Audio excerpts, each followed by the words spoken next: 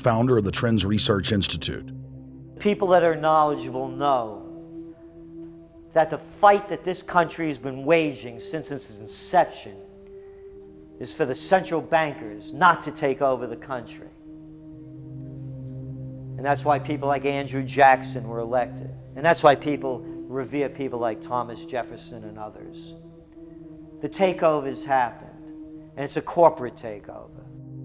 Agents of the Bank of England attempted to assassinate President Andrew Jackson on multiple occasions because of his resistance against a private central bank being set up in the United States. And it was something that Abraham Lincoln warned. And this is, by the way, why I believe he was assassinated. This is the Lincoln quote. "The money powers prey upon the nation in times of peace and conspire against it in times of adversity. It is more despotic than monarchy, more insolent than autocracy, more selfish than bureaucracy. I see in the near future a crisis approaching that unnerves me and causes me to tremble for the safety of my country. Corporations have been enthroned. An era of corruption will follow, and the money power of the country will endeavor to prolong its reign by working upon the prejudices of the people until the wealth is aggregated in a few hands and the republic is destroyed." Wall Street has killed Main Street. So I know how unpopular it is to be seen as helping banks right now, especially when everyone is suffering in part from their bad decisions. I promise you, I get it. Up until about the Kennedy assassination and the beginning of the war in Vietnam, the United States is a very powerful engine for world progress. It's the assassinations, the Kennedy assassination, and the others in the 1960s, the beginning of the Vietnam War, and the beginning of the absolute domination of the Wall Street Group over every other interest. Nobody else counts except the Wall Street money masters. That has now made the United States into no longer a force for progress, but something very different, often a force for destruction in the world. The military-industrial complex has taken over the country along with the Wall Street gang. If you look also at the people that Obama has put on his appointments list, it's all Wall Street. It's government of Wall Street, by Wall Street, and for Wall Street. There's nobody from heavy industry. There's nobody from the auto sector, nobody from Silicon Valley, nobody from big oil, nobody from defense, no labor, no women, no retirees, no small business, nothing. It's pure Wall Street. The only people who have a voice in Obama's councils are Wall Street finance oligarchs. That's all there is. Nobody else counts for anything under Obama. It's the most extreme Wall Street administration we've ever had. Before his death, President Woodrow Wilson apologized to the public, regretting that he had been deceived by a group of international bankers and the country's financial system had fallen into their iron grip via the Federal Reserve Act of 1913. Whether sought or unsought by the military-industrial complex, the potential for the disastrous rise of misplaced power exists and will persist. Dwight D. Eisenhower, he warned the people that the military-industrial complex was taking over the country. Only 3 years after leaving office, President Eisenhower's prophetic warning concerning the threat posed to our system of government by the military-industrial complex came to pass. President John F. Kennedy had enraged the entire elite network. Now, Kennedy was brought in as somebody who was expected to be a puppet. It was thought that his pro-Nazi father, Joseph P. Kennedy, the bootlegger, the speculator, would guarantee that Kennedy would be obedient to the establishment.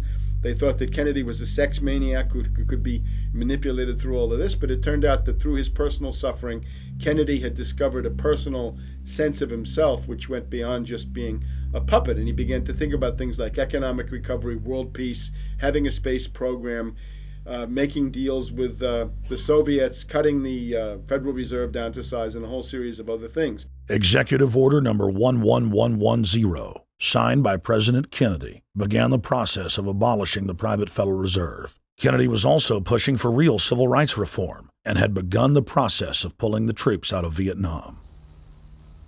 The last time you had an actual president was Kennedy. the oligarchs took swift and decisive action. When John Kennedy attempted to take the government back from the robber barons, he was brutally murdered. The message to future U.S. presidents and leaders across the world was clear: do as you're told or die. John Fitzgerald Kennedy was the last true president of the United States. And until the globalists are removed from power, we will never have another real one.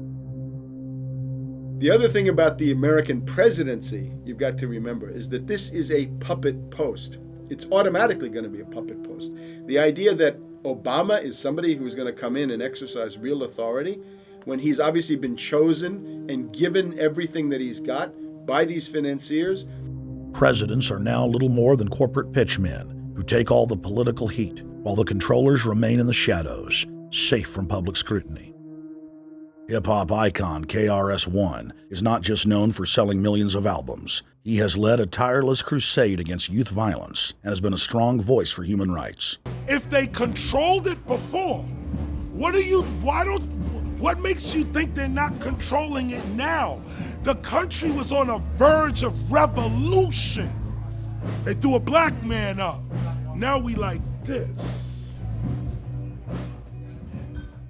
They give him the money, they give him the bundling, they give him vote fraud, they give him the media whores, they give him goons, they even have elected officials making threats to put people in jail if they criticize Obama in public. All of this is the mark of a puppet.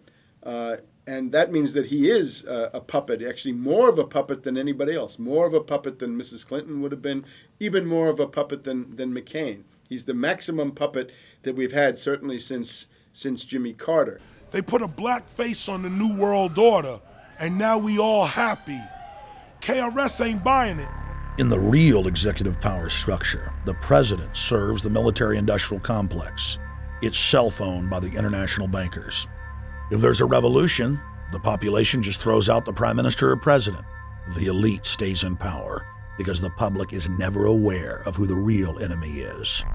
In Evian, France in 1991, standing before the Bilderberg Group, the apex of the world government power structure, David Rockefeller defined the New World Order as a system of world government serving the international banking elite. For decades, the banker-owned media would attack anyone who dared to warn the public that a dictatorial world government was being constructed right under their nose, and that national sovereignty was being deliberately destroyed. And now, after years of denial, the media and the elite themselves are proudly announcing that not only is world government real, but is the answer to the financial crisis that they carefully engineered. Suddenly, the Wall Street Journal tells us that the North American Union is here, and that getting rid of the dollar for a common currency with Canada and Mexico is good. The Financial Times of London, published by a member of the Bilderberg Group, crowed that a dictatorial world government had been kept in the shadows for our own good, and that it was now time for it to emerge from behind the curtains of national security. White House Chief of Staff Rahm Emanuel stated on record that they can't let this crisis go to waste. You never want a serious crisis to go to waste. And what I mean by that, it's an opportunity to do things that you think you could not do before. And Henry Kissinger, who gave Barack Obama his first job out of college, told national television that the economic collapse was a great opportunity to bring in the New World Order. He went on to say that Barack Obama was the perfect person to sell it to the world. But he can give a new impetus to American foreign policy, partly because the reception of him is so extraordinary around the world. I think his task will be to develop an overall strategy for America in this period when really a new world order can be created. It's a great opportunity. It isn't such a crisis. In June of 2006, our team